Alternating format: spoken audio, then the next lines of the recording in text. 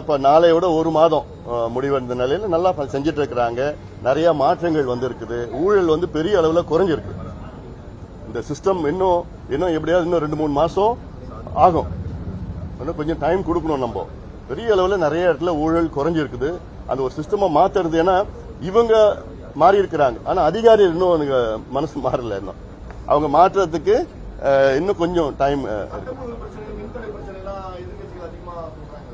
அதான் ஒரு மாதத்துல போய் எல்லாமே செய்யணும்னு எப்படி எதிர்பார்க்க முடியாது. இல்ல இவ்வளவு அதாவது ஏன் இந்த மின்சார பிரச்சனை நான் சொல்றேன். கடந்த 5 ஆண்டு காலத்துல திமுக ஆட்சியில ஒரு புதிய மின் திட்டம் கூட இவங்க கொண்டு வரல. இப்ப நிலுவையில் இருக்கிற திட்டம் கிட்டத்தட்ட 14,000 மெகாவாட் திட்டம் கடந்த 12 ஆண்டுகளாக நடைமுறைப்படுத்தல.